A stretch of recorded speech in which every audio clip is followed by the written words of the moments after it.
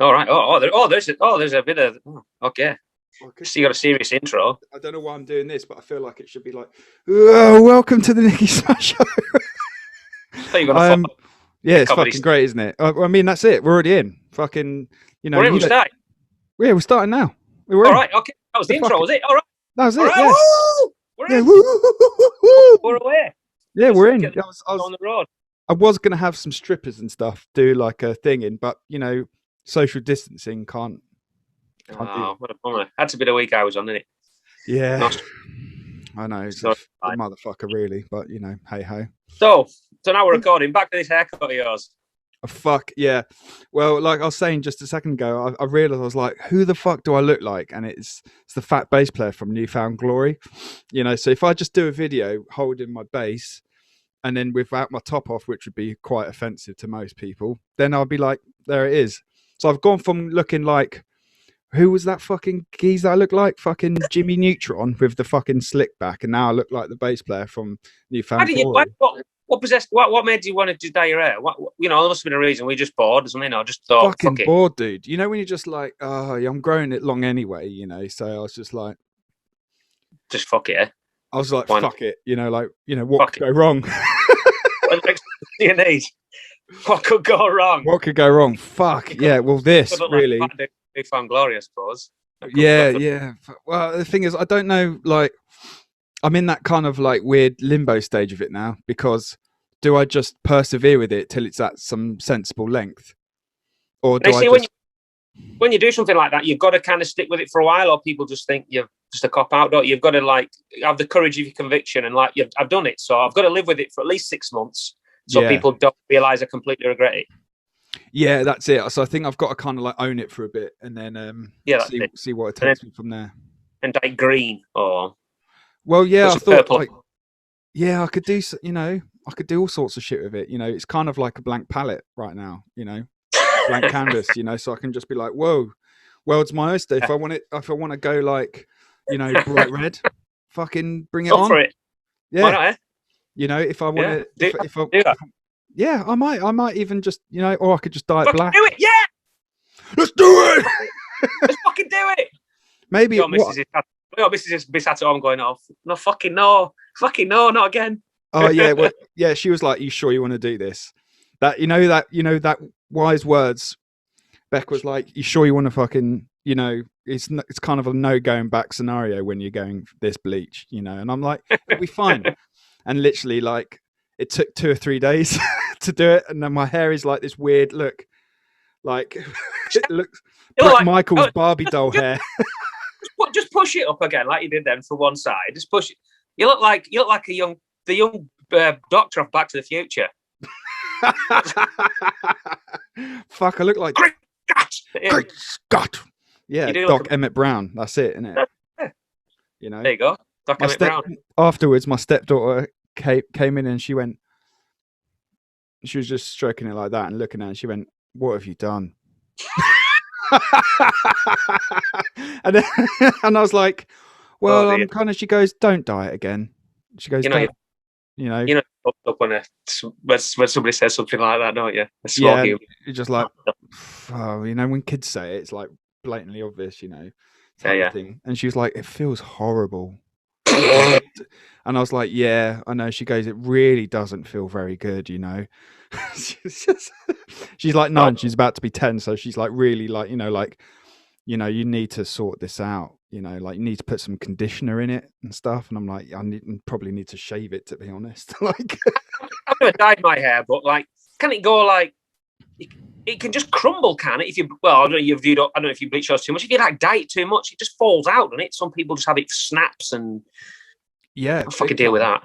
Big time. Yeah, it's when I went to the hairdressers afterwards to my mate Jackie, I walked in and he just went, "What the fuck have you done, mate?" And I went, "Well, no." And he goes, "Listen, seriously, man, seriously, like you all you've ever had is shit haircuts." And I was like, "All right." We went to college together when I had the stupid spikes and stuff. And he was like, "I've never seen you with a good haircut, mate. You always look shit." And I was just like, oh, okay. And then he was like cutting it, and he had everybody just abuses it. just abuse after abuse, isn't it? It is. Just, I'm all right. I'm welcome to, bring it on. Everyone in the comments just rinse some abuse about my hair. It's fine. Will help the algorithm, so fucking crack on. Yeah, when he was cutting it, he doesn't use scissors, he uses that weird, like, cool little flick blade thing. All right. And he just held it and went like that, and he went, dude, your hair's just... So he had to cut all that bit off. So that's why some of it's like here, and some of it's like this, and now like here around the sides, it all came off. Well, yeah, it's hard enough for a bloke to keep his hair in his head for longer than about 30 years. Anyway, why on earth did you dye it for? I know. Honestly, it's one of those things now where I'm like I'm just I made a mistake. Screw beard off. Yeah, well, I cut that too short the other day. Oh dear. I usually have like on setting 5, and it slipped to setting 3, and I was like, whoa, it's have I got it? I was like, fuck's sake, well, I'm halfway around now. Oh, yeah. Like, fuck it, great. Yeah, just winning in all areas of how I look, really. Do you know what I mean? It's like, fuck. Story of my fucking life. Yeah. Well, you're good, man. You can grow a proper beard, though, dude. You got like that, like Captain Birdseye blue beard thing going on. It's fucking awesome. Harold Shipman kind of thing going on. Fuck yeah. It took a long time though. It doesn't grow fast. It does grow thick. I'm quite lucky, but it doesn't grow fast. No, it takes a while, but you can go full like Static X. Do you remember Static X? That man was like, he had like he had the best hair and beard ever, didn't he? He had like black, just looked like a monster, didn't he? Yeah, he was a big bloke as well. I think as well. He was like, proper like, He passed away not long ago. He did, yeah. No, yeah. No, let's be honest. So many bands passed me by, like, and they're one of them. To be honest, I don't really know. I know the dude, and I know the name, but I don't really. I couldn't pick any songs out. I've got to be honest. I've never given them a listen. Probably too busy listening to fucking AC/DC or some other shit. Dude, I'm the same. It's only very recently I've had to kind of like I've really, really tried to open, my broad spectrum, because I listen to stuff and I go, yeah, it's not Nirvana. So I just resort back to, it's weird, isn't it? Like, you get time stamped with it. Yeah, but the older you get, though, I mean, sometimes I find bands that I have, it's great to get to a certain age and have never listened to a big band and then discover them later on in life.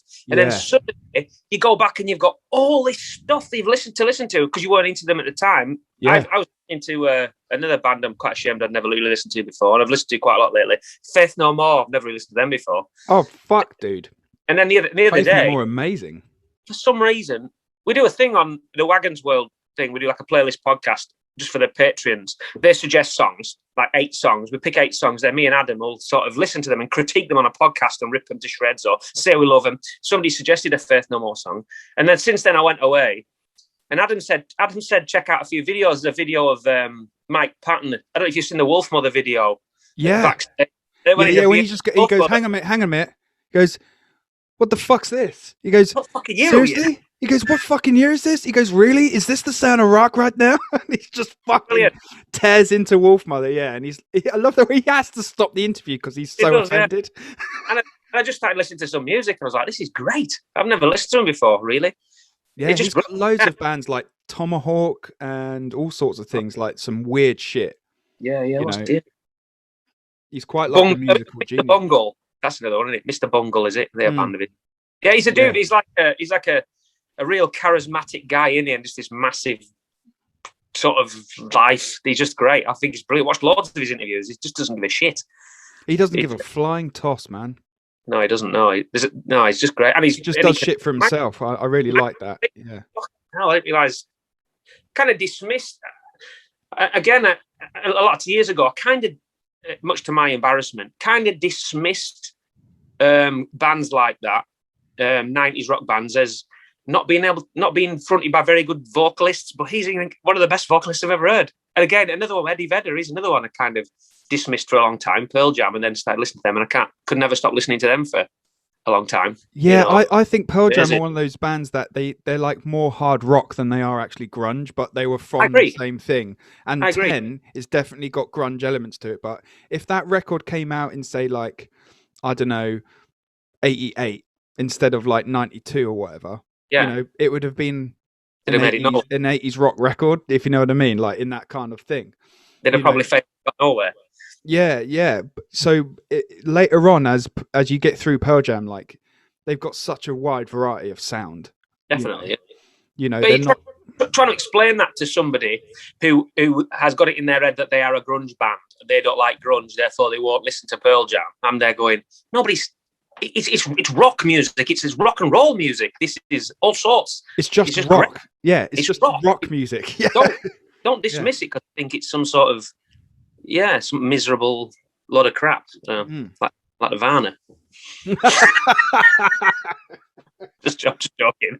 It's all right, man. It's cool. Right. It's I'll probably cut my wrists and have a cry later on. I tell you what, I actually a bit of a revelation for me, and I really had a wow moment recently. Some reason I came across on the internet a copy of this is going to sound really miserable of Kurt Cobain's suicide note.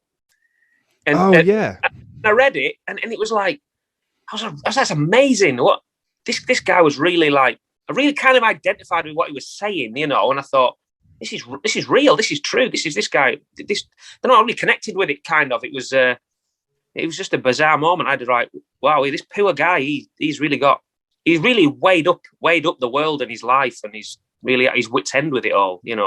Yeah, I there's lots of like conspiracies with it, and if you watch them, it is like, Jesus Christ, there's a lot of evidence to suggest that like he wasn't. She blew his head up. Yeah, type of thing. It's really interesting, and I to be honest, like when I say one thing, I go, oh no, I don't know. So I kind of sit on the fence with it, but you know, if you take it at the face value of it and you read what was on the suicide note, it's fucking devastating. Yeah, absolutely. And you just think, Jesus Christ. And then when you think about it, like, because I'm like 34 now, I'm going to be 35 this year. Yeah, and you think like, when you look at how old he was and what he did to the world at his age, you're just like, fucking, like Nevermind came out when he was like 24. That's insane. It's just insane, isn't it? It doesn't happen. That kind of thing doesn't happen to bands anymore at that age unless they are put together by somebody and put out under somebody else's full control. People. There's just silly money behind it. Yeah. Yeah, exactly. Exactly. Yeah, but that just doesn't happen anymore, does it? And it doesn't seem to. It hasn't happened for a long time. Like a natural sort of evolution of a band, and then they come out and they're just that big. It must have blown it. It must have blown his mind. Probably couldn't deal with it. Yeah. Well, we look at if it kind of there's so many patterns of that stuff. If you look at and I think it comes down to like two things, right? You either get people that it's just they're so gung ho on it, right? That it's like, cool, I've prepped for this, So you get someone like, say, Gavin Rossdale of Bush, like very collected guy, like just kind of really chilled, plays like fucking giant football stadiums full of people, every night, doesn't get phased, and then you get people like Kurt Cobain where it was almost like an accident. Yeah. And he's like, I just wanted to be enough to pay my rent. Yeah. He just didn't want a normal job. He just wanted to sell enough records to fucking pay his rent. And now Nevermind is still in like it's. Do I think I read somewhere that in the UK it's never left the top 100 since it came out. Really? Wow. Can you imagine shifting that? Same with AC/DC. It's never left the top 100. It's always been in there. Well, we did a thing. We did this for Wagons World and stuff. We do all sorts of content stuff. We do like a news thing on a Monday, and I think I went through the top 10 albums in the official rock album chart. The top 10 is Fleetwood Mac, Rumours, Still, AC/DC, I've got 3 albums in there. Metallica, I've got an album in there, and that's all it is. The top 10 are those bands, and they have been since those albums came out in whenever they came out, the 80s. It's just nuts, isn't it? Unbelievable. Yeah, it's crazy because you think like every Friday that resets back to naught. Everyone's on the same playing field. Do you know what I mean? Yeah. And it still climbs out. Do you know what I mean? It's fucking nuts, you know. And you just listen to like, you know, I know you can't. I know a lot of people try and compare today's music to like the glory days and all that bollocks, and you just can't, man. It's like comparing motorsport from now till then. It's just not the same. They're not the same bikes and cars that they raced then. It's just not. It's like boxers as well. It's not the same thing. You just can't compare the decades and generations apart. But there was a thing that, you know, how like I think there was more of like an innocence of making records to a degree. You know, like with Rumours, it was just like, yeah, we're just making some songs and we're lucky that we, you know, can be a bit like flower powery, you know, floating about. We're just going to make them and the records sound great and everyone can play, you know? Yeah. And the same with Nirvana. It was like, you know, AC/DC as well. Like, you know, like listen to that. It's just like, okay, lads, we're just going to put some mics around your instruments and then we're going to hit this record button and then you're just going to play your songs. Okay. And they're like, oh, okay. You know, innocently done, you know? And there was a lot more, people were a lot more open-minded to music back then as well. You know, you look at like you look at Top of the Pops or the Old Grey Whistle Test from like the 70s, especially. You know, and you've got people like Jethro Tull and all these people. It's just like it's just weird music. They're not even playing their big songs, but people just loved everything. They just loved to get involved in music. It's just everybody was so open-minded about it, and now it's just become this race, and it's because it's money, isn't it? Money's to be made. It is, so yeah. It's been turned into this sort of race of, and everything has to be so precise, and it's just I don't know. Yeah, it is what it is. Whatever. No, I totally agree, man. It's when you watch that, even like Top of the Pops 2 or some shit, you know. I remember watching. I remember like racing home, you know, like on a Friday night to watch Top of the Pops, you know, and I'd see like I remember. I have a distinctive memory of one particular episode, you know, where it was the Stereophonics and they just released Just Looking. So it's like 1998. And then there was, I think Skunk and Nancy were on there as well, you know, and then it was like Boyzone, you know, and everyone was still like, fuck yeah, it's music. Yeah. You know, and I think I think with the era of streaming, you know, and I actually enjoy the era of streaming. Like I see the benefits of what it's doing. Mm-hmm. Yes, okay, there's no financial thing, but it's just the equivalent of having your song played on the radio, really. You know, you know, it's the same money worked out. You know, so that's if you look at it like that. But you know, in terms of like discovering stuff, because everything's like, well, what is this? And you go, well, it's left field rock alternative ham sandwich metal, and you go, okay, cool, well, we'll put that in that category. And you're not going to find that unless you go out there. It's like, you know, like we for the Dolls, like on our first album we called it post grunge riff metal, and like what fucking genre is that? It's just rock. Do you know what I mean? So we should have just said it's rock, and then it would have found its way better, because whenever it like crops up in playlists, it comes, I've seen it, like the odd song from that album, and Spotify doesn't know what to do with it. You know, so because it tries to pigeonhole stuff through to taste, which of course is the sensible thing. Like you don't listen to country radio and hope that they drop in a Nirvana track. Do you know what I mean? And stuff. You know, so I get that point, but I think because of that, there's like a point where everything has to be pigeonholed, rightly or wrongly. Yeah. You know, so now you have things like, well, look at your stuff, right? It's not the same now as it was when you started, right? Of course, it's not. No. It has progression. So it's good. Yeah, of course. Yeah, exactly. Yeah, progression is good. Yeah, you know, like I always say, like if a band is repeating the same stuff, then they're not the, you know, that they've kind of hit the brick wall type of thing. I agree. You know, it's like all the best bands evolve, in my opinion. You know, like, you know, when people go like, well, if you get someone going, oh, I don't like the new stuff, I prefer early stuff, I think that's a success. I agree. Do you know what I mean? Because it shows that you're evolving. And if people go like, well, actually, I really like the new stuff and the old stuff isn't for me, then you kind of wicked, brilliant. That's it. You've got you're writing in such a place where you're appearing to so many different people at some point. I don't want to write the same stuff anyway. No, no, you don't want to repeat that. Definitely not. No, I remember someone saying when we released our last record last year, someone said, "Oh man, it's good, but you know, I really love Deadhead." And I went, "Well, go and listen to Deadhead then. It's not going anywhere, you know."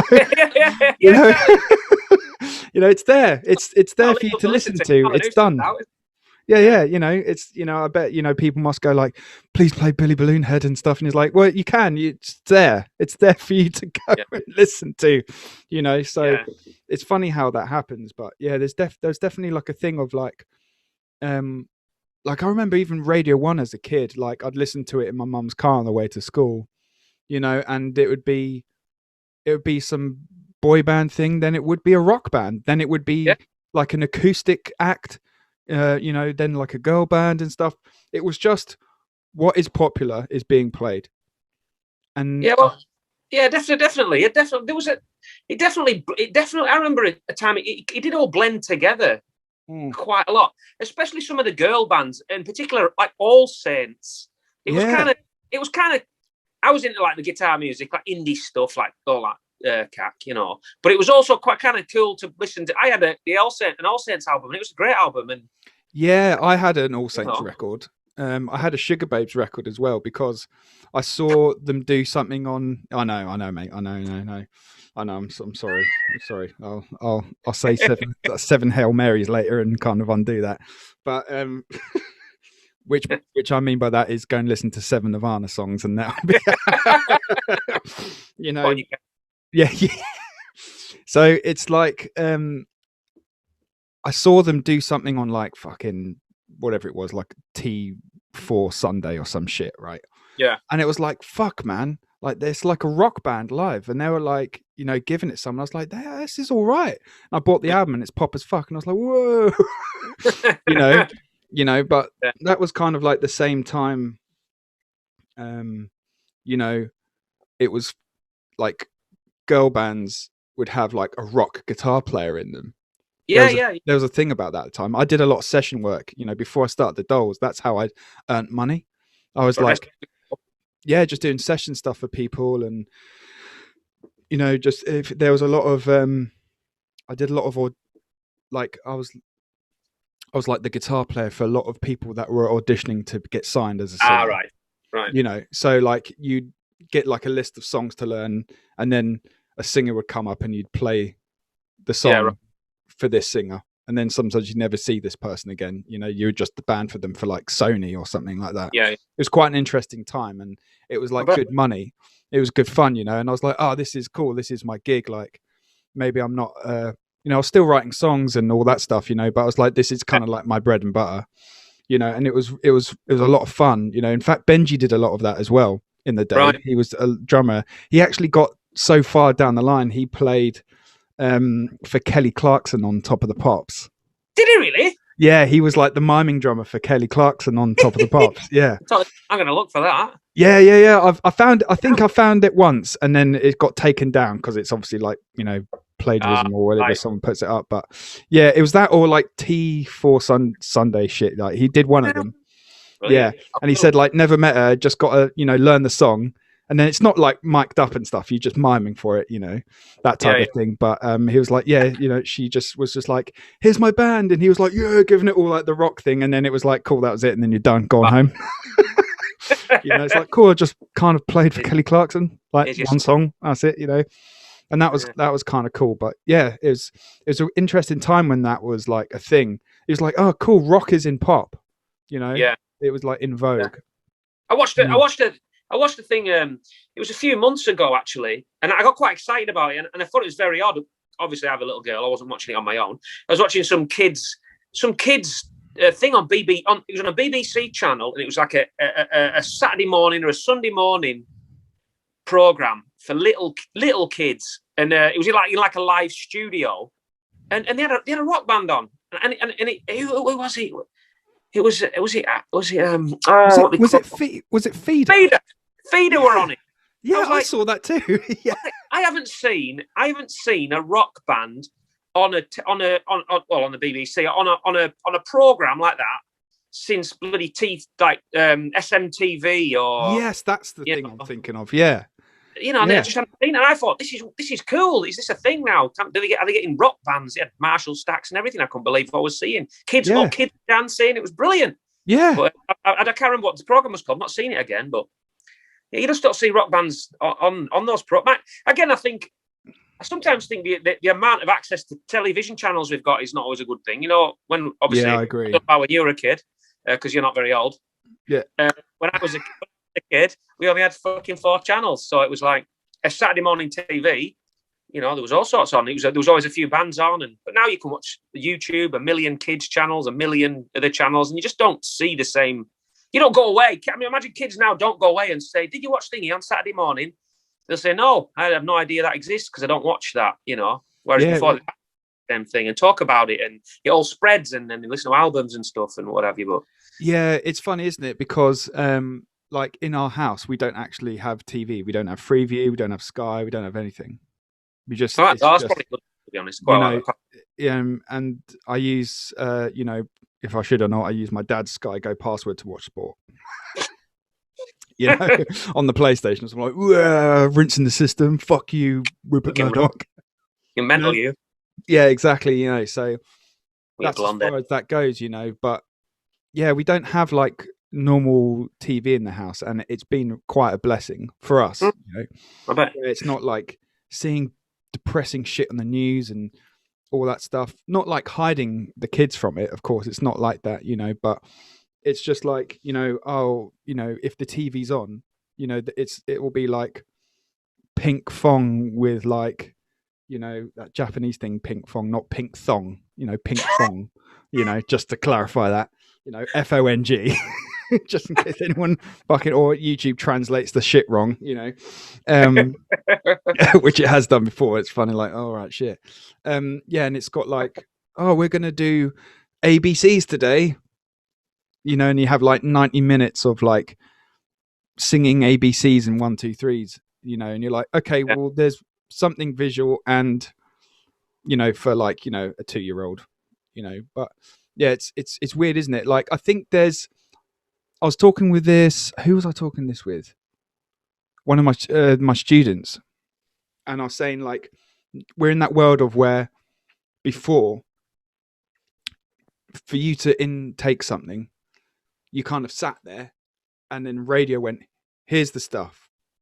People in an office somewhere have decided that this is the band you should be listening to. Record companies like this. If you want to listen to a girl band, this is the girl band to listen to. And you go like, oh, okay, cool. And really, you only had about 20 artists at any given time in circulation. And it was palatable.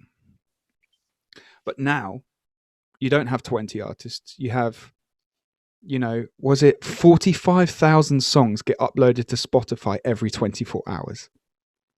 Fucking hell, really? Yeah. 45,000? 45,000 a day. Mm-hmm. That's probably my job. Twisted illusion, that. It's just like, well, then how are you going to intake that? Well, the idea is that you have to just go and find it. Well, how do you find it?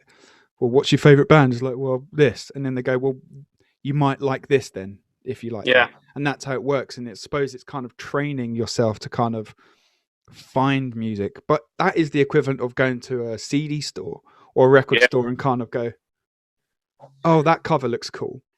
I do it on Spotify. I pick up Spotify and I flick through the covers like that. I go, oh, that one looks cool. Or if and I do it. I'm not ashamed to admit that. I do that, and like, if I look down, like, here's your daily mix. And I'm like, look at daily mix. And I'm like, that's a shit song title. That's a shit song title. Yeah. Like, oh, that one looks like it's going to sound good. Like, you listen to music through your eyes first. Definitely. And people go, oh, that's different. I go, that's always been the way. If you like, if you went into a CD store, you can't hear it off the bat, can you? So you look at the album covers and you look at the artists and you go, oh, these guys look cool. Or that's an interesting cover. I wonder what it sounds like. That's what the cover's for. Is to do that for you. The only good thing about doing that is if you do buy one of those albums years ago, and then you bring it home and it's shite, and then you put it in the back of your wardrobe, and then with a bit of luck in about 20 years' time, it's worth a fortune because you've bought. Right. Yeah, of course. Yeah, I did. I bought it by accident. Yeah, it was about $4,000. Yeah, brilliant. Yeah, awesome, cool. Yeah, it's funny. Yeah, I suppose there's that, isn't it? It doesn't hold the value, but I don't know if you know much about NFTs. I've been cracking on about this thing of NFTs at the moment. Non-fungible tokens. I reckon that's something. I'll talk to you more about that at the end of the show. But I think it's something that would be very, very, very good for you. I'll lie down for that segment. Yeah. I'll talk to you about it after the show. It's like, I think you guys would rinse it. Yeah. You think so? It's very interesting. It's like kind of, they reckon that's how music's going to go, and it's how it puts power back to the artist, and how artists make more money. Basically, makes it more. I have seen it more and more. I've seen the phrase come. It's funny because Neil, who was our guitar tech for a while, his band, the Takeaway Thieves, they've just recorded an album, and they're all into that. I've not really looked into it. Are they releasing it? Are they releasing it and it's available through that? Or and then I didn't know what it was, so I googled it and I saw the Kings of Leon are massive into it or something, and I didn't really go any further than that, to be honest. Yeah, they've kind of done it. It's weird. It's like, like if you got, say, a signed football shirt, right, from David Beckham, it would come with a certificate and like a photograph of him doing it. So it's proof of that. This is the real thing. This is not a copy. This is David Beckham signing this shirt, and it's this amount of money, and there's only one, there's not duplicates of this. It's kind of on that. If you take that kind of premise, right, and put that into something digital, you can now have a thing called blockchaining, which kind of like stamps a certificate of authenticity behind it digitally, which can't be faked. It can't be replicated in any way. Once it's done that's it. It's done. Right. So if you did that with, say, an album, and the only way to listen to this album is there's 100 digital copies of this, and they all come with an authenticity stamp. Right. Then you'd be like, well, how much is it worth? And you go, each album's worth £1,000. And you go like, all right. Yeah. And they'll go, because the only way to listen to this album is through that. So it's not on, it's not on Spotify. It's not on. You all right? Yeah. Sorry. I've drank too much coffee too fast. Yeah. You're getting emotional. Yeah, well, yeah. I mean, if you could, I probably would. Yeah, if I saw some action. What does it combat then? People ripping off. Stops people ripping off your music, or. Well, yeah, it kind of turns you into. It's basically, it only works if there's a supply to demand. That's the thing where people are getting a bit tripped up on. Where people are like, "Fuck, well, I could sell my album for 150 quid," and I'm like, It depends if you have fans that would be willing to pay that. Right. So like people are going, holy shit, like, what's his face? Jake Paul, that fucking YouTuber guy, right? He made. I want to know. Oh yeah, fucking dickhead. Yeah, absolutely fucking, yeah, they're the whole family, they're fucking wankers, he had a Pokemon card made with him on it. Of course he did, yeah. Right, okay, but in a digital format, right? So it's a digital card, and I think there was 3,000 of them. And he made $5 million selling them in NFT. Oh, an absolute cock. Yeah, and you just think, cool. But people are like, well, that means I can make 5 million fucking pounds out of selling music and stuff. And it's like, well, only if the demand's there. Same with Kings of Leon, right? They're a fucking ginormous band. They could play like fucking Brixton for like 5 days in a row or some shit, right? So there's a demand for them. So what they did was they sold their album. You can buy it, a CD of it, fine. You can buy, you can stream it digitally. But you can buy the fucking Masters NFT, and what that comes with is it comes with a ticket, a physical ticket, you know, where you can go to any fucking Kings of Leon show, front row, VIP, forever. And you're like, right, you know, and obviously that costs like a lot of money, but they had, say, like, I think they said I had like 10 of them or something, and they all went for like $4 or $5 grand. Right. And then what happens is after that is that you know, you know, if that person would then sell it for, say, $8 grand again afterwards, so they sold their position to be able to do it, and they made money on it, Kings of Leon will always get 10% of that sale forever. No matter how many times it's sold, no matter how much it goes for, they'll always receive. What if you lose a bit of paper? Well, you can't, because it's digital. All right. You know, it's digital. It's like you know, right. So it's a bit of a weird thing, but you know, I think definitely you guys are in a position where you could, and I'm not saying like to go and rinse your fans. That's not what I'm saying at all. But you know, I'm not saying that. Wagons fans out there, you know, Wagons well people. That's not what I'm trying to get at. I'm just trying to give an example of it. You know, a good example of this, right, of how this works is that. Have you ever been to the Louvre in France? No. Right, but you know what the Mona Lisa looks like, right? It's a bad start. This is you know what the Mona Lisa looks like, right? Yeah. Right, you've seen pictures of it, you know, whatever, you've seen doodles of it, but you've never seen the real one. No. Right, but you have seen it. Picture of it, yeah. I know what it looks like. Okay, right. So that's it. So the premise of that is, I've heard your album. Okay. Right. I know exactly what House of Noise sounds like. I know it. You know, but it's not the real one. So when you have the master copy, right? You get back from the masters. You hear those lovely 24-bit WAVs or whatever, and you go like, "Oh man, this sounds amazing." Yeah. And what you do is you upload that one once to whatever your distributor is or whatever. Okay. And then it gets copied. Yeah. So what NFTs are saying is that what you can do is you can own and have the real one. It's not a copy. And then listen to it through your fucking phone. Oh fuck yeah! Don't. That's another thing, right? Fucking hell. And it's a waste of time because it sounds shit anyway. Yeah. What that man, that fucking bogs me. You know, it's like we spent a lot of money on Art of Disconnect to make it sound like this fucking record that will stand the test of time and stuff. And like, as you guys have done, you know, it's like no matter when you put it on, I know for forever that a record will always be like, fuck, that's a great record, you know. And you put every fucking bit of your soul into it, and then someone goes, yeah, I'm listening to it now, it sounds wicked. And you're like, what? I give up. Yeah, you go, no wonder fucking people have made successful money sitting in their bedroom producing a fucking EDM song. Yeah. And it's like, well, because EDM sounds the same on a phone as it does through a fucking car. You know, it's just weird bits of frequency. You know, I'm not slating EDM peeps. Yeah, I'm just saying, you know, it's just an opinion. You know, shoot at fire at will, whatever. You know, just an opinion. You know, but you know, it kind of sounds the same. I remember when we were touring with, this is years ago, man, like 2009, 2010.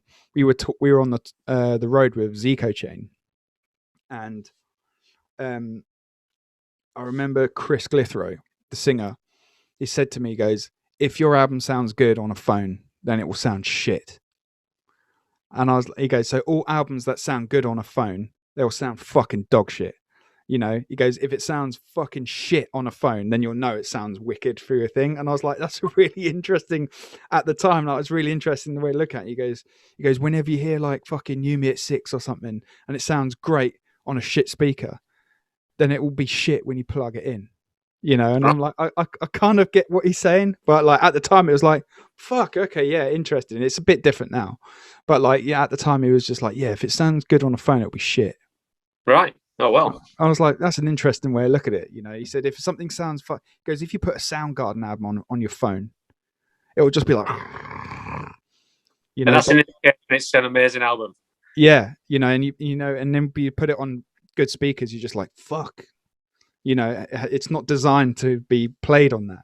I see what you're saying. I see what you're saying. Yeah. So I was like, oh, that's quite a cool way of like looking at it, you know. But times have changed already fucking since then. I was like fucking 11 years ago. Fuck. Yeah. I'm still gonna make it, Mum.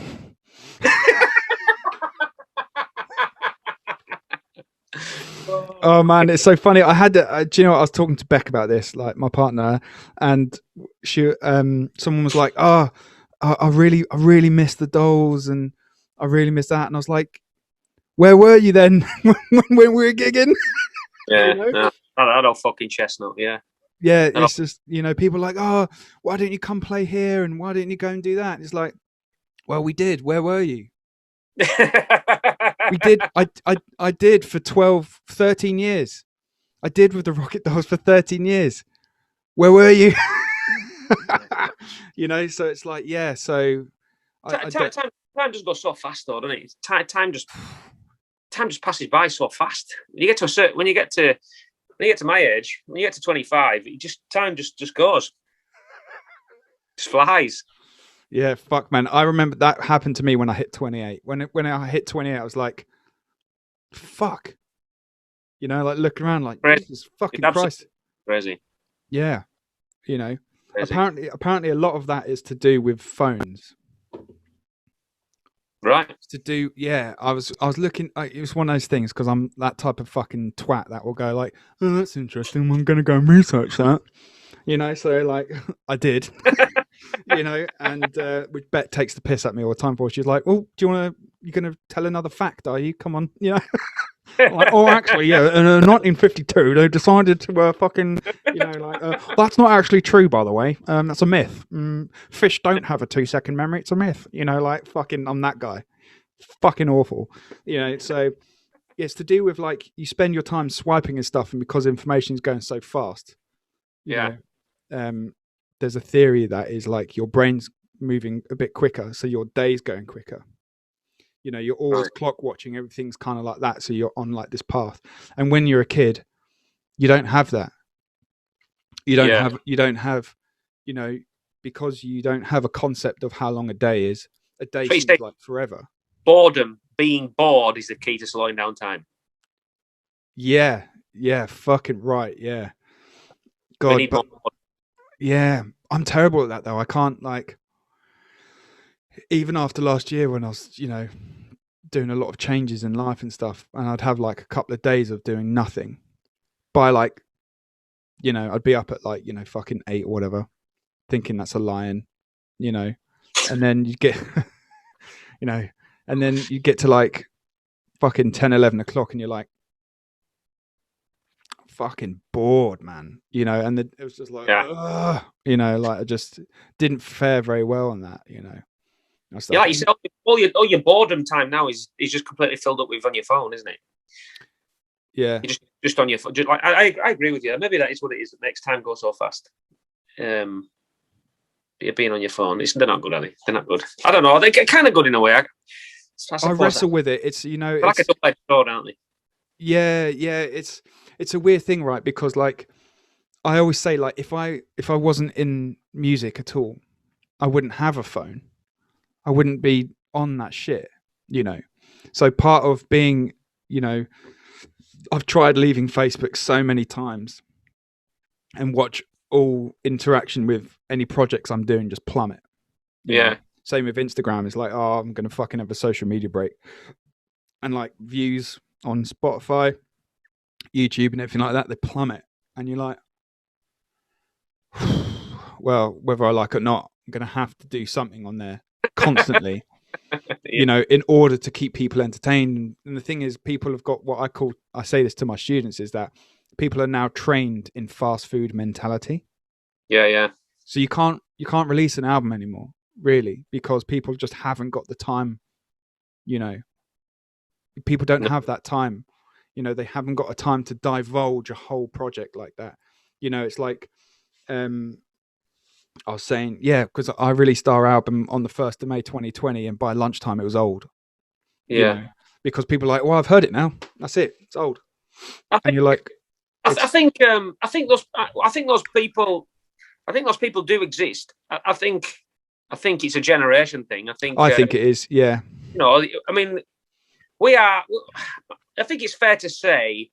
I mean, we do have it's a strange our band. Our sort of fan age demographic is kind of like 40 years old and older, and they have time for everything. They buy everything. They're into everything, and then we have like kind of not many people down to about age 10, and then we have kids. We have this crazy amount of fans who are kids, little kids. It's amazing. I don't really know many other bands that have that. We get videos of like parents, little kids, and everybody in between that age of like 10 and 35, 40. We just don't seem to have anybody. But outside of that age demographic, we're all right. It's crazy. Maybe that's I don't know. Yeah, but all the time for these. They like to invest in because they come from a different era, don't they? When they used to be able to, they didn't have phones, I suppose, and they used to get into projects and throw themselves into things. But yeah, I'm the same. Like I subscribe to a couple of Patreons myself, and I happily, I like, even if the band's massive, I love like putting money into the artists, and I love getting like a trinket or something. Do you know what I mean? Like I like getting that stuff, so it's weird when you're a band and you're trying to do that. And I know that my demographic doesn't really give a fuck about that. They just want a song, and I suppose that's like a weird thing for us. It's like, I think like, I'm that age where like I've got like this weird split of stuff where I love kind of like, I'm into like how 40-year-old plus people consume music. I love that. I love having vinyls, and I'm an audiophile. Like I fucking love sounds and stuff like that. Like, I really dissect things that I like that, because I like to understand why I like things, in a total geeky way, of course. I like, oh, that's a really cool part, or I like how that sounds, makes me feel something. But then I also understand and I enjoy like the world of your oyster type of thing, and just like I pay a subscription once a month and I get everything that's ever been created. I also enjoy that, and I think it's the same, like, because I have a lot of friends that work in like film. Yeah. One of my best friends, George, he works in film, and his wife, Kate, most of the adverts you see on TV at some point are from one of them, doing like, they call them like little hustles, doing them on the side, little adverts and stuff while they do big projects, and it's like they're like fucking, Netflix type of thing, like it's the same thing as streaming. Yeah, right. Them. Like you go like, oh, wicked, Netflix. I'll go to Netflix and I get the film in like 4K, and it's on my sound system and my TV. It's everything how I like. If I go to the cinema, there's gonna be some knob end on their phone. There's gonna be some twat kids, snuck in, pissing around, and I'm that guy that's like, would you just shut the fuck up, mate? Like. Like I just paid. Yeah. Shut up, Blondie. Oi, granddad with the grey hair. It's like, it's white. You shit. Blonde, asshole. Yeah. Oh, when I was your age. Fucking hell, yeah. Yeah, do you know what I mean? Like it's like, you got a little one. It's like when you go take them to the cinema, it's like, wow, I regret all my life's choices. Go to the cinema. I remember taking my son to see a Muppet film once, and I love the Muppets. I'm one of them as well. Like, I was like, oh, I fucking love the Muppets. Good laugh. And I forgot, obviously, it's aimed at fucking kids, isn't it? So went there, and it's just like, and it was just like, at points I was turning around going like, what did they say? What was that? What? They'd say a fucking one line. I'd be like, what did they say? I couldn't hear over the fucking birds. Yeah. It's funny, isn't it? Like all that, but like, yeah. I suppose it's quite. I've often thought, you know, we try to make everything's so convenient and everything's so quick and at the touch of a button. Everything has to be, and I suppose that's evolution and that's great. But it does cancel out the sort of people's roles in a chain of doing things, and people lose their jobs and businesses fold because there's no need for. I know, soon we'll be able to turn on the fucking telly by you blinking your eyes or something, you know. So therefore the guys that make telly remotes will be out of business, you know, or I don't know, it works in 1,000 ways, doesn't it, you know? It's the same with like Alexa and stuff. You go like, hey Alexa, play Billy Balloonhead by Massive Wagons, and it go Billy Balloonhead by Massive Wagons, and it played, and you're like, don't have to do anything. I could be in the bath like that, and I'll just fucking shout out to it, and it'll do it. Yeah. You know, you can do it now with like, what's it, like Hive systems and stuff. You just go, fucking whatever it is, like, can you turn the heating in the bathroom down? And it will go, yeah. You know, like, you don't have to fucking do anything, you know. Or you can do it from your phone on your car. You know, when you're an hour away from home, it's like, well, better prep the house for when I get home. I'll just do that now. You know, type of thing. It's fucking crazy, like all that stuff. And yes, that stuff is lovely because it's convenient as fuck. You know, but like in terms of like art is definitely, and I think rock music has taken the biggest hit out of all industries, in my opinion.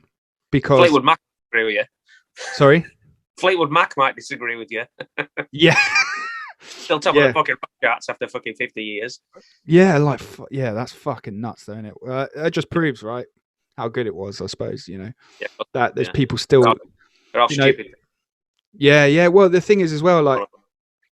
You know, on the flip side of all this, you could say there's a good argument that, well, people are still consuming music like that, no fucking problem. Because if it's constantly 50 fucking years later, you know, still in the fucking #1 rock chart in a country that they're not from. Crazy.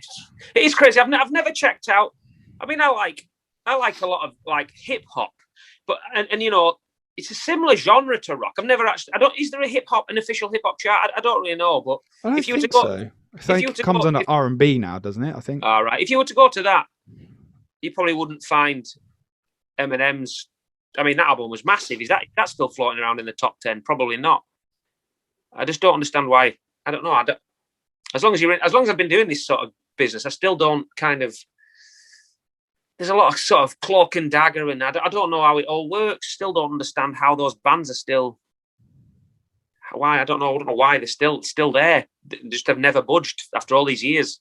Yeah, all the other charts seem to be a lot more free flowing with different bands. You know, I'm sure Ice Cube isn't in the top 10. Or Dr. Dre's album was it that album he released in 2000? Dre 2000, massive album. Amazing album. Yeah, but every song was pretty much a fucking single off that record. Yeah, that's not in the top 10 hip hop rap chart, but rock just seems to have ground to a massive halt for some reason. Yeah, I wonder if it. I wonder if like the way it's consumed now to how it's consumed then still makes a difference with it. I wonder if, you know, you've got people that have like got to like 50, 55 and they go, yeah, it's time that I, you know, rebuy my whole catalog on digital. I wonder if you've got like, you know, waves of people going, yeah, it's time I just buy it on iTunes now. It's great. I can have it on my phone, but they've already bought the record on CD. They bought the record on vinyl when it came out. And now they're going, yeah, I should probably, you know, I'll get it, you know, well, my new Mercedes doesn't come with a fucking CD player, you know. I connect this fucking thing and I've got Bluetooth now, you know, and I'll just fucking rip it in there and stuff, you know. And I wonder if people go like, oh, well, they're still listening to the music those fans are still listening to the same music, but they're listening to it on a modern way. And because there's still so many people listening to it that, you know, that by default, by proxy, because of the amount of people still streaming, not because it's standing the test of time maybe, but because those people are still like, oh, well, you know, I better get with the times, and I'll still instead of dragging my CD collection into my car, I'll just listen to the same shit. But like, because I remember like, you know, going to like when we could still leave our houses that time ago, and someone would go, oh yeah, you know, like, and they'd be like older. I remember there was the older gentleman in the gym I used to go to, and he'd go, oh, I've just got this phone, it's great, you know, have you heard of Spotify, you know? And he's like 60, and I was like, yeah, I know Spotify, dude, you know, like not humoring him, just kind of like, yeah, of course, you know, like, oh, it's great that someone's discovered. He's like, what's that, you know? You what, mate? You know, like, Spotter what, mate? Fucking yeah. You know, like they'd go like, oh well, I got all of the stuff that, you know, and he'd be like, oh well, I've got everything that I've got, it's there now. And I'd be like, yeah, man. So I suppose, have you got those people, you know, able to do that? It's like, I suppose there's that as well. You know, it's a really interesting conversation, this, because, you know, I've seen it so much at the moment, and it pisses me off. Something chronic. Do you think it has something to do with the fact that, I mean, arguably, apart from country music, rock music is probably made the biggest impact, has been the biggest and longest musical phenomenon ever, really. Rock music has just arguably made the biggest statement. I mean, it's been around since the 50s, and it was massive in the 60s, 70s, 80s. It dominated everything, and nothing has ever really... There's always been a huge rock culture, hasn't there, in every decade, arguably. And that hasn't been the case, I don't think, for a lot of genres.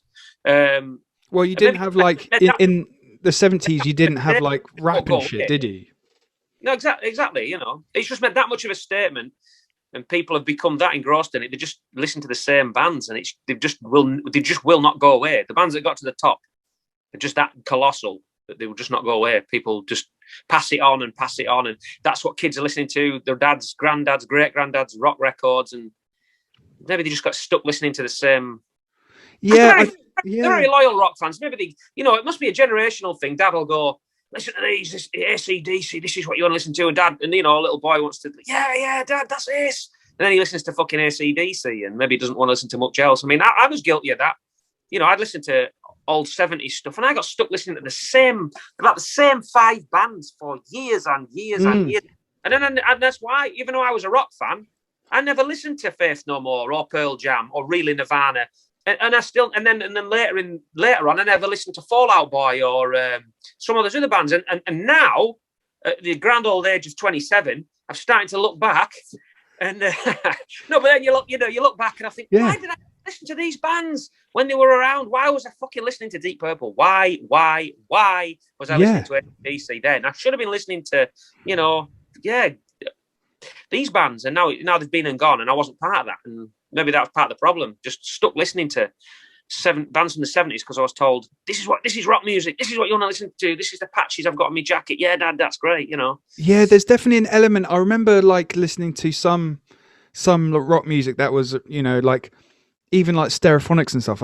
I'm a huge Stereophonics fan. I got like everything I ever owned on VHS, vinyl, and CD, the lot, right? You know, I'm a fucking fanatic, you know, and I remember like I'd be listening to them, and then someone would go, oh, you don't want to listen to that modern shit, you want to listen to this. So there is that kind of mentality of like everything older is better, you know. Definitely rock, I think, anyway. I think but that's not the case, you know. It's not the case, you know. There are some of the best rock bands ever that are around now, you know, and you know, well, look, fucking come on, dude, like you guys are a prime example of that. You know, people say like, you know, oh, fucking rock's dying and stuff like that. You get twats like Gene Simmons who are, you know, oh yeah, great one, Gene, yeah. Instead of helping and coming up with a resolution to what you think is a problem, you sit there moaning about it instead of trying to... He's a fucking knobend, you know, and while he's sitting on a £1 billion fortune, you know, it's like, well, he don't care. He's selfish, and he's selfish. He doesn't give a fuck about music. He is the problem. He is the problem. He is literally the problem. He won't move on, and people won't move on. Yeah. I mean, you look back in the day at the big festivals back in the 80s, the big like Monsters of Rock, for instance. All the headline bands were the guys in the 20s. Van Halen or whoever, they were headlining these festivals when they were in the 20s and 30s, whatever. And now those bands, not Van Halen, of course, but now those bands are still headlining bands at these same festivals when they're in the 70s. Yeah. Fucking 70s. They're in the 70s. I want to see. It's just become these headline acts have just become. I mean, God love Glastonbury, and at least those festivals. The more commercial side, they're putting youngsters are headlining. It's like the rock scene, like all about the dinosaurs, man. It's weird. It's like Glastonbury has that point in the day, doesn't it, where it's like the legend slot, and they have. On the main stage, they have like just as the sun's starting to cool down, like 3-4 o'clock in the afternoon, they have like the fucking legend play in that time where people are like, yeah, this is fucking great, and then they have like the current people on top. Goldie. Exactly, and that's how you should do it. You should, Kiss should not be headlining Download. I'm sorry, they shouldn't. System of a Down shouldn't. They did 20 years ago. Brilliant. I don't want to see them now. I want to see fucking Royal Blood at the top. I want to see, you know what I mean? I want to see like the, up and coming, even, Biffy Clyro, who I love, I got into them before I could fucking drive a car, like type of thing. You know? It was like, I remember when they were a tiny 3-piece rock band, and I watched them climb up and, do that stuff. And that's wicked. But do I think they should be headlining Download? Well, not sure, but definitely more than fucking Kiss and System of a Down and Iron Maiden and fucking Def Leppard and stuff. It's like, yes, we know we love them. A lot of them are British institutions. Yeah. And I love that all the big bands really that stood the test of time are predominantly have a British flag above their head. And I fucking love that. On my first album, we put British flags on it because we love that shit, Yeah. But you got to think like, well, there's so many fucking great bands that are like, they're fucking sick. They write great songs, but because, people who are in charge of Download and Sonosphere, really, that doesn't exist anymore, but, like all these other rock festivals and stuff. And it's great that they're putting them on. And even the littler festivals, but it's like, you're not putting the fucking right acts on, I think there's money to be made. It comes out. I think it boils down to money as well. It boils down to the fact that you could remaster all the Black Sabbath albums and make more money selling those albums than you can selling our album, or any other young rock. It's just regurgitating the same Led Zeppelin remasters again. They make millions and millions. Why do they need to invest in? Well, I suppose why do any record labels or whoever's in charge, and somebody somewhere, why do they need to invest any time or money into developing any bands when a band can die and you can still make more money remastering the albums that have been remastered 20 times than you can? What the fuck do they need to deal with me for when they can deal with people that are dead and don't give them any hassle? Do you know that Aerosmith have more greatest hits albums than they do original albums? Fucking Jesus Christ. Same with Jimi Hendrix. Fucking guy's been dead. Do you know what I mean? There's like the best of Jimi Hendrix. The experience of Jimi Hendrix is like the very simply the best of Jimi Hendrix. It's like, well, there's only like fucking, he only had like 3 albums anyway, right? So, why don't we just fucking, why don't I just buy the 3 albums? Then I've got everything. Yeah. I know. Like, repackage it, put a different picture on it, get somebody else to, I don't know, remaster it, and then away you go. It's another £1 million in the bank, isn't it? The definitive, that's the new one that I see all the time is the definitive collection. You're like, oh, okay. It's the same songs in a different order. You don't see that. You don't see that with other genres. I don't think really. You don't see. You don't see the very best of Eminem. The very, very best of Eminem. Yeah. The definitive guide to Eminem. Yeah, exactly. Yeah. Oh fucking hell! You see it as well. It's like Streisand is back, the best of Barbra Streisand. With a new song and the definitive collection. Like, you don't fucking see that shit, man. It's funny, innit? But like, yeah, it's but you hit the nail on the head with that thing with like festivals, man. There's an element of like, it's rock is in this fucking weird place at the moment where the people at the top, in my opinion, are not delivering. They're not. And you've got the people who are underneath, i.e. like bands of your level and down, you know, where it's better than ever. The performances are better than ever. The fucking playing's better. The songs are written better. Everything, in my fucking opinion, and it is just my humble opinion, you know, is better. It is. We're living in this time where, you know, I've got so many friends on, you know, friends on my Facebook list, you know, where I'm looking at the stuff they're doing and I'm like, that's fucking great. Yeah. Like, what you're producing is nothing short of fucking awesome. You know, and that goes for people who are like artists to musicians, you know, to videographers and stuff, producing some phenomenal videos and concepts and stuff from you know, from just they're using everything from their mind and the skills they have got. And you know, it's no wonder music TV shows went out on TV, because, you know, look at Kerrang! It's playing everything still from like 2001. It's like, fucking Top of the Pops came back. They just had fucking Jimi Hendrix with a fucking broom handle up his back, wouldn't they? Fucking, well, that's it, man. That's it. No wonder that stuff died out, is because people are going, oh, the ratings are dropped. Let's put something that worked on. It's like, no, just persevere. You know, persevere with, you know. That takes effort, though, doesn't it? That's effort. It's just that takes effort. People don't have to make effort when they can make money an easy way off somebody who's dead. Can't they? That's it, isn't it? They don't want to make effort. Or I don't think, anyway. No, I mean, I'll go full circle, and you go back to there's a great interview with Mike Patton I watched the other day. It's in about 10 parts on YouTube. I watched the first 2 parts. I was absolutely glued to it. It's called The Sandwich Interview. I don't know if you've ever seen it. And, no, I've heard of it though. It's fucking great. He's sat in his recording studio and he's being interviewed by this woman. He's got this massive sandwich in his hand, and he's sort of going eating this sandwich while he's being interviewed. It's just rude. It's brilliant. Yeah. You will want to eat a sandwich after you've watched it. But he's like, she's asking him all about what bands are, what's he liking, and he's just like, the best thing that could happen to music is that people have fuck all to do with music, and he hates anything retro, anything throwback, and the guy just looks like he's you can't tell if he's being serious or completely trolling the woman about band scene and stuff, and he's just like, it's just shit. It's just all shit. You haven't watched it, just watch it. It's amazing. He's a great bloke. I think he's brilliant. Yeah, no, he's wicked, man. There's a lot. Again, like, look at him. You know, he just exercises music because he likes to create it. You know, I think I found a piece of doing that recently in the last year of my life. Like, when I realized, it's like, I don't think I'm ever going to be a massive success. But I think the success for me now is, you're going to be a fucking hairdresser, that's for sure. Well, I ain't fucking going to be a hairdresser. No, fuck that. Yeah, that's gone. You know, I think,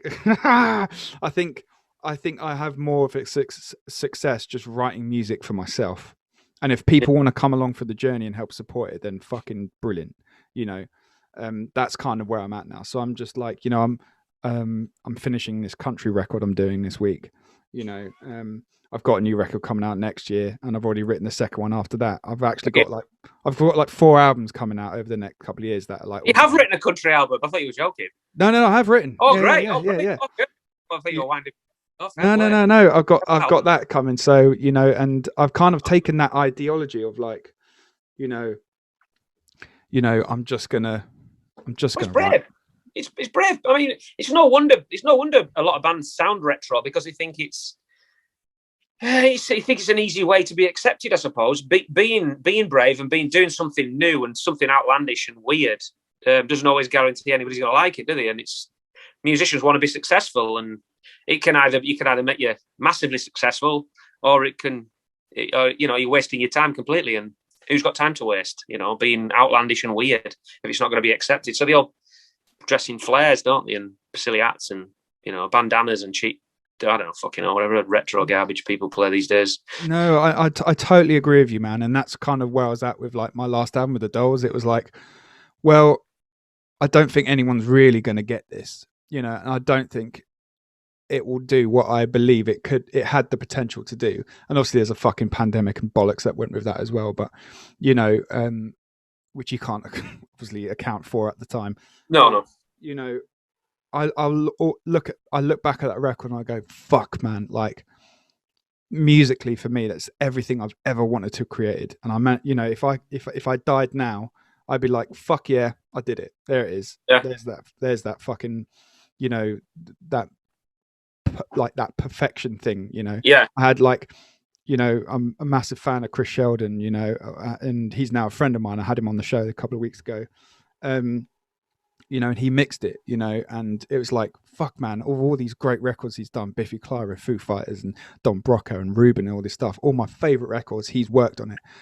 What these little achievements, and it was like, well, I don't really care if no one likes it or no one gets it or everything, because I've created this thing that is so kind of on its own. It's just totally me, not even the other two. A lot of the other times they were like, we sure about this? And I'm like, yes. It's like, whether it fucking, whatever happens, the fact I can just go, there it is, there's my masterpiece. That's my Bohemian Rhapsody record, type of thing, there it is, and I'm in that place now where I'm just like, well, okay, I make a living off being a musician. I have this tool and that tool and that tool that I all use to help contribute to putting a roof over our heads, and that's brilliant. That is the success. And I'm in that position where I can like create music to what I want. I've got no labels, no management over my head. I've got nothing. I'm sat there and I'm like, cool, well, everything is just totally on my terms, and if no one likes it, fine. And I'm very comfortable. I'm very comfortable with that, and it's like, I had a lot of people going, again, that same thing of like, oh, I really missed the Dolls, and I'm like, did you? Because we only play to like 5 people a night, type of thing. And it's just like all that stuff, and it's nice that people have said that stuff, and it's like, well, I think one of the other, I think Gerald Benger's got like a fucking room full of old merch that never got shifted, Yeah. So it's like, where were you then? Do you want to buy some merch? Yeah, do you want to buy some merch? Yeah, do you know what I mean?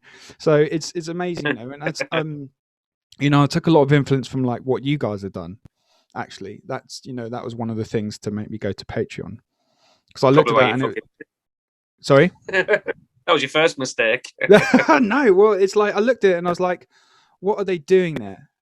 And I was like, what is the essence of what's happened here with Wagons? It up. No. This, I'm not trying to fucking stick my lovely tongue up your anus, but like, you created a community, which is kind of like this safe environment, and I mean that it's a safe environment where people of like-minded can share something, and they can experience things in a club.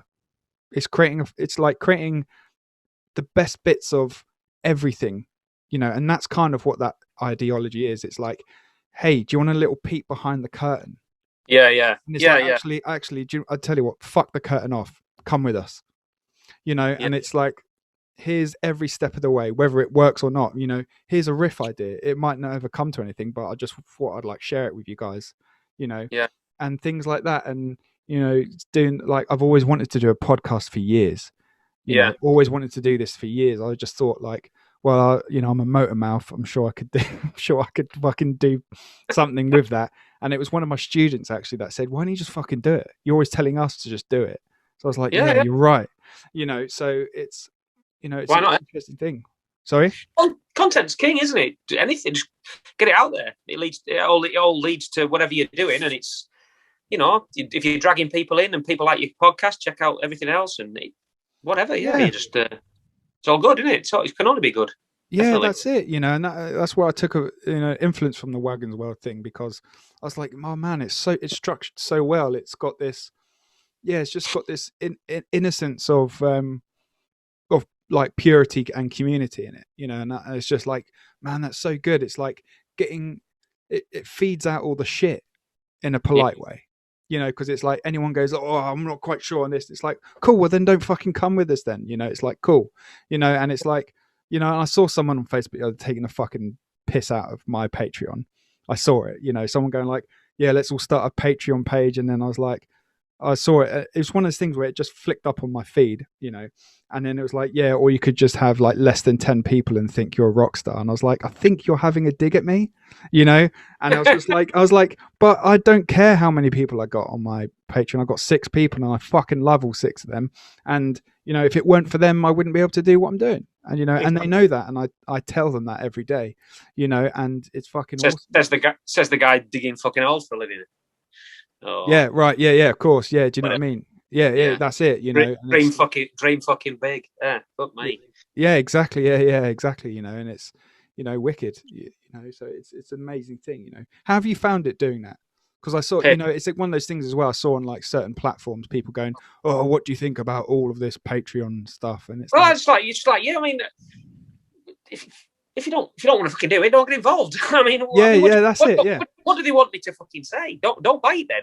Don't go into a fucking car showroom and then complain to the fucking car dealer when you don't have enough money or you somehow can't afford the top range BMW. It's not fucking BMW's fault, is it? If you want something and you're that into it and you are that into it, don't complain at me for me putting an offer. If you want it, well, save up and buy it then, or put a bit of money aside and get involved, or don't get involved, or whatever you want. We're not driving a wedge between fans here. It's like if you want to do it, do it. If you don't want to do it, don't do it. If anything, the Wagons World thing has made us step up the content and everything else to the people that have nothing to do with Wagons World. There's a lot more out there for people now to see. It's improved everything across the board. All right, some of it is a bit more. It is made specifically for the patron people, but all the people that aren't in patron are getting a lot more stuff. So I don't know what people. I think people just like fucking moaning sometimes. To be honest, I don't know. Yeah. The more people I've always said to the bands and stuff. When you start to see people moaning about what you're doing, that's when you're really starting to succeed. Yeah, people don't like what you're doing. Yeah. Oh yeah, you look down people's YouTube videos, and if you see people going, "This is shit," it means you're getting to people. It means you're never going to please everybody. You're never ever, the biggest best bands in the world never please everybody, and they've all got people slagging their music off. So when you start seeing people slagging your music off, well, then I think you're starting to make an impression. You're starting to get to a decent level. I think. Yeah, I think there was a funny interview years ago with Chad Kroeger from Nickelback about that, and he was like, "Yeah, Nickelback are the most hated band in the world, but people are still talking about us." And I was like, "Fucking yeah!" And he goes, "But we're still playing 10,000-seat arenas each night, so we're doing, absolutely. They're still coming to the shows to see how shit we are." If people are slagging you off, it means you are somehow being put on a plate in front of them. They have somehow found you, and chances are, if they have found you, then 10 of the people that like you have also found you. So I mean, yeah, dude. I don't give a fuck if people don't like it. It means other people are finding you that do like you. It means the process is working. Yeah, exactly. Yeah, and I think, and that's one thing that I've seen a lot in the last year. Actually, is a lot of people getting jealous of people's balls. When people are going, do you know what? Fuck it. I'm just going to do some shit for myself. Actually, I'm bored of, I don't want to keep appeasing this and that. I'm just going to do shit for myself. And you see people going, oh, you see the way they've acted and stuff. And it's like, well, you don't know shit really, mate. And, people go like, oh, well, things are on social media in public. They're for people's opinion. No, they're not actually. It's not designed for that. If you feel like, I always give the adage, right? I remember someone asking me, and I pinched these words from someone else, but I can't remember who they were. I've got to get some sort of charger device here. My thing's gonna fucking die in a minute. That's all right, mate. Where someone was like, "Oh, if you were going to bottle a band, which band would you bottle?" And it was like, well, if I didn't like a band, I just wouldn't go and see him. End of.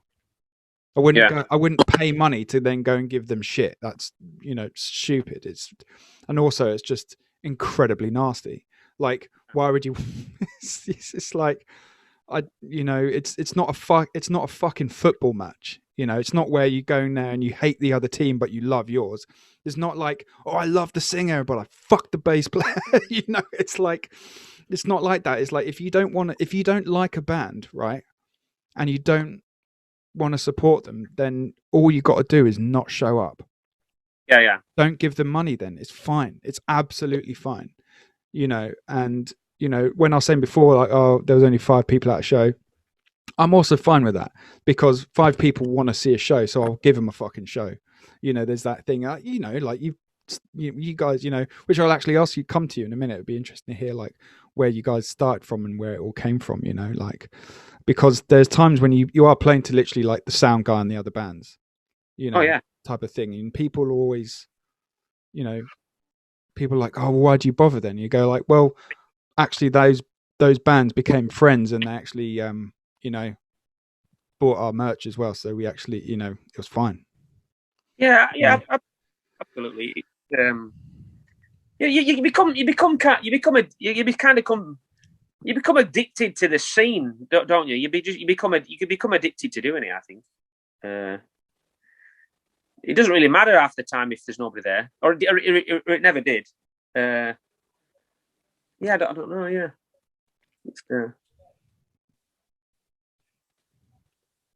I just love. Yeah, I don't know. Yeah, yeah, I just love everything about it. Like, I just completely agree with you. Yeah. Yeah, it's funny, isn't it? Like, I think it's weird. It's other people that will point out the things that maybe appear not to be good. It's like I remember saying someone to me when I was doing a lot of teching and road. I was like fucking Mr. Road Dog on 2019. And people were like, don't you think it lowers your, who you are, that you're working backstage as well and driving for other bands, and then you'll go and play your own show? And I was like, that's the most fucking ridiculous thing I've ever fucking heard in my entire life. What what the fuck? It's what do footballers do after they play football? They go and be a manager. Do you think that takes away from anything they've done before? No. It's just like that's a very shallow thing to ask, isn't it? That's kind of like, yeah, I don't know. That's very strange. Yeah. That's yeah. Well, strange. Yeah. It's strange how those people perceive the world, really, and perceive what you're doing. It's all about image to those people, and isn't it really? A lot of, I don't know. Seems like a very insecure way of looking at it all. Of looking at it, isn't it? Why would you go and help another band out when you're trying to make yourself out to be the top band, kind of thing? Yeah, well, because I've always that's why. And then what's so fucking what? Yeah, exactly. Well, not everybody has that opinion, and I think you filter those people out. I don't give a shit. Somebody said to me a while ago, it's like, oh, you guys, you're just not, you just don't seem to be ashamed of where you've come from or what you've done, and you talk about everything so openly. They said to me, I always wanted to do this, and I was striving to become, I won't say who the person is, to achieve this goal and become this person.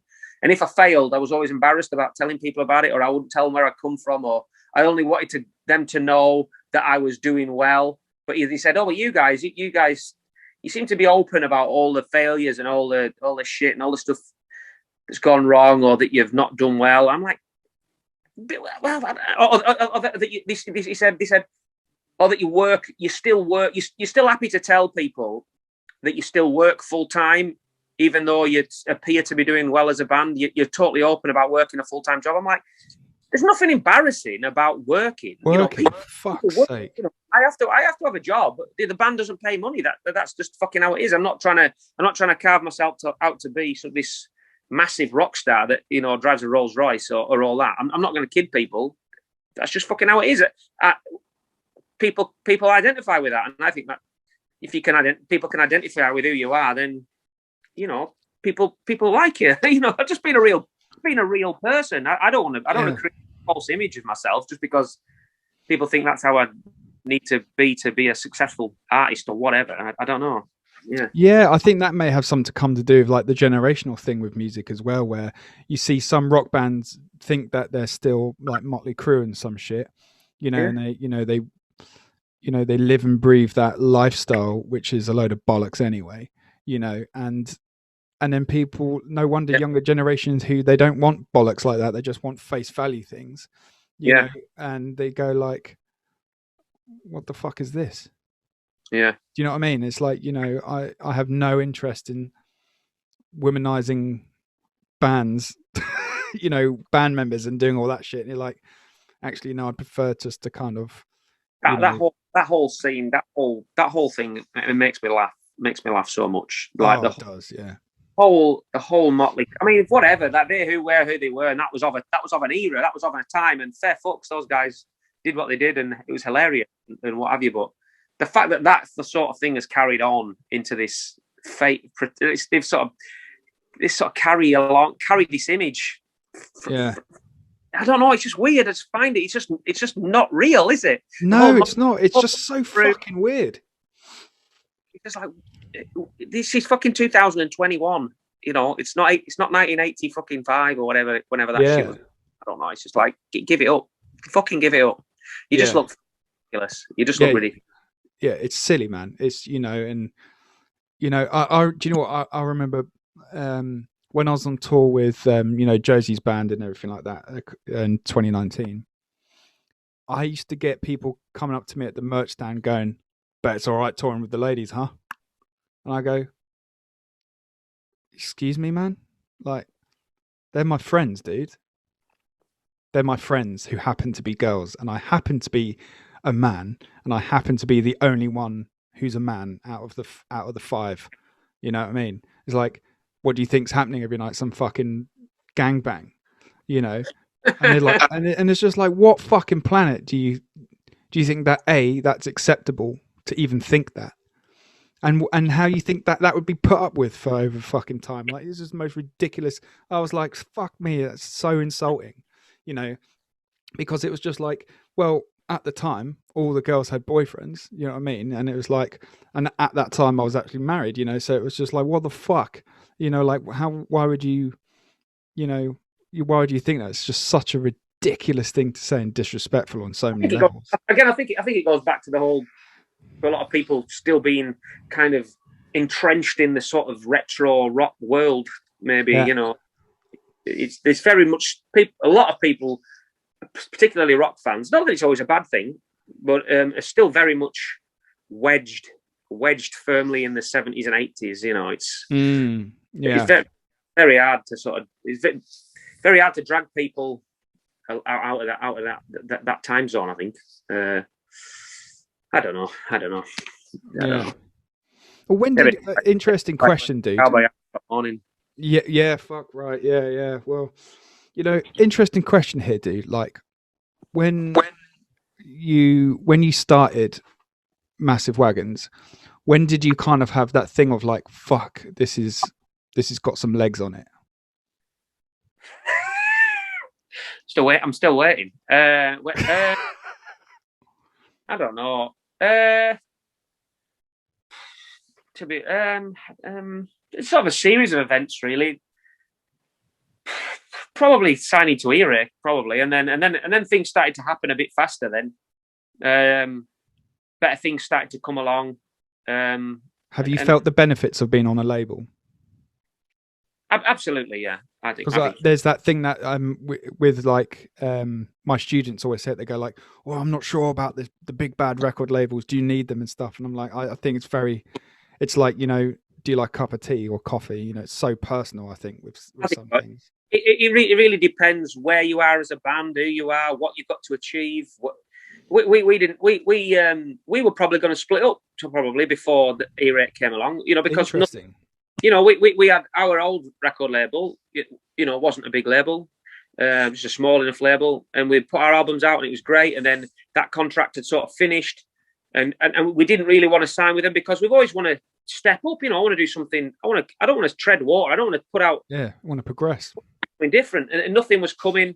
And then we were just like, we've got families. I'm like, this is just grinding to a halt a little bit here. I'm not treading water. I'm not spending weeks on the road or whatever away from a family for the sake of it. So we thought, well, we'll stop. We're going to knock it on the head if nothing comes along. And then out of the blue, Earache came along. And yeah, maybe we wouldn't have signed with them. I don't know, but we were like, well, what's the alternative? What we're going to do? Knock it? Just split up? I mean, that's the end of it. So we might as well just go for it. Just go with it. Yeah. You know. Yeah, and then suddenly we were introduced to a guy called Dan Tobin at Earache, who's an amazing bloke and really passionate. And then we got Terry started managing us, and Dan and Terry started working together, doing stuff for the band. And then it's getting exciting again, and just had lots of inputs of passionate people at once again. And then we got Earache, who suddenly covering the immediate outlay for recording, so we could go and record somewhere a bit fancier and spend a bit more time. And we had to adjust. I gave my job up and became self-employed, so I could free time up for the band. And then it just started to work better. And there we go. We're on a bit more of an uphill, and then we're an E-rate band, so festivals like Download started to take a bit more notice, and then made a contact there and managed to get on Download. Did a good job of that gig. So yeah, that's gone down as quite the iconic set. Your set at Download, doesn't it? Yeah, well, fucking great. It was the fastest 20 minutes of my life. It was unbelievable. It was just over in about seconds. It's so strange, Yeah, and it's just about gaining momentum as always. Just working hard and putting out, doing everything right, working hard, and that's what. And it just seems to be going all right at the moment. Yeah.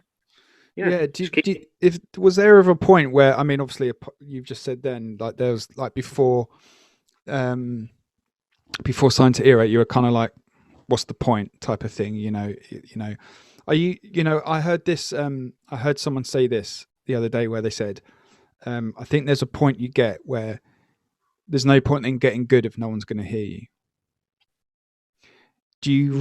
What do you think about that statement? No point getting good if no one's going to hear you. Yeah. I don't know. It's good at what? Anything? No, kind of like music. So there's no point in getting like good and writing good music and playing live good if no one's going to buy it or no one's going to come and see you.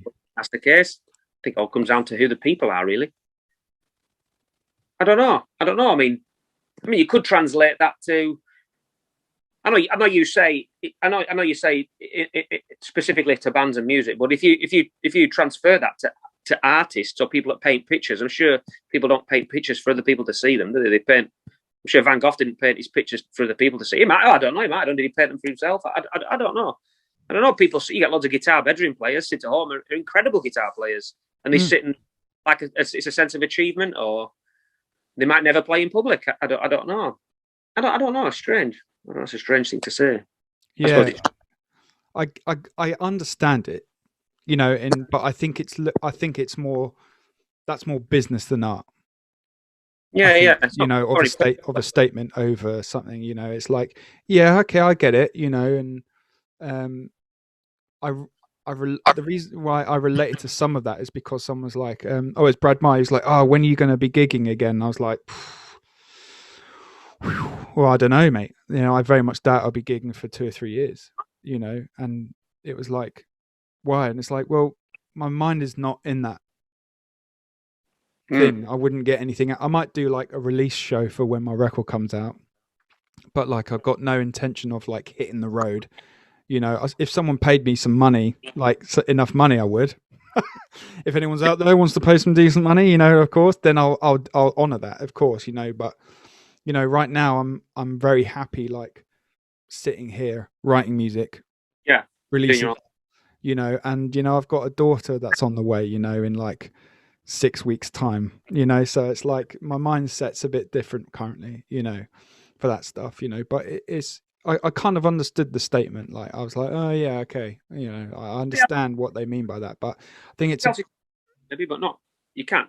Yeah, from a fan's point of view, they might think that might be true, but you can't speak for the person doing it, can you? Really? No, you can't. And there's some great adages over the years. Like, winners never quit and quitters never win. That type of thing, which is which is like, I suppose, like what they're saying there is like, if you give up, you're never going to achieve anything. And if you don't give up, you will achieve something, by proxy. But positive passes winning, really, doesn't it? Sorry? Depends what your idea of winning is, really. I would certainly quit. I mean, I have given like 11 years to this band, and I agree. I would never quit. But I would quit if I thought, if my life was suffering or outside of the band, I would quit it. But that wouldn't mean I'd quit the band. That would just mean I was winning at life. Do you kind of know what I mean? Yeah, that's where I'm at the moment. Yeah. Other than the band, and that was suffering, I would definitely quit the band. Yeah. If the band was a waste of time, I would stop. And it's not through giving up. It's just through thinking, well, if something else is going to suffer, I'm not going to have something else suffer for the sake of the band. Definitely not. Yeah. No, yeah, totally, man. Yeah, well said, man. Well said. I have to get that quoted on a t-shirt. Bit long, but it should work. On a 90. Yeah. yeah, or some hot pants. Hot like pants. Axl Rose used to wear. Well, I suppose, mate, we've been chatting nearly 2 hours and it was fucking glorious. Thank you. Has it been that long? Felt like longer. Yeah, sorry. Yeah. That's because you weren't on your phone flicking through. Oh, that's it. Yeah. I've got a lot of Facebook catching up to do when I go. Yeah, sorry about that. Yeah, sorry. Yeah, sorry, Wagons Well peeps. I've taken up your time, but well, tell you what, dude. Like my new record, I've got loads of collaborations of people from all walks of life. You'll have to come and do some wailing on one of my new tracks. I'm gonna play guitar on it. Yeah, fucking yeah. I'll get you to rip a solo. The world's worst guitar player. No, that's me. Baz, thank you so much for coming, man. I really appreciate your time, dude. And huge love to Terry and the little one. Thank you so much, mate. Likewise, love to the family, and well, good luck with everything you've got going on. Looking for this country album. Yeah, fuck right. Yeah. Should be good. Should be good. It'll probably be shit. I don't know. Who cares? Cheers, Baz. Nice one, dude. All right, Nikki. Hey everyone, thank you so much for watching. You know what to do. Hit subscribe, hit the notification bell. Really help us out. And don't forget, you can also support my brand new record out on Patreon now at patreon.com/Nikki Smash Official.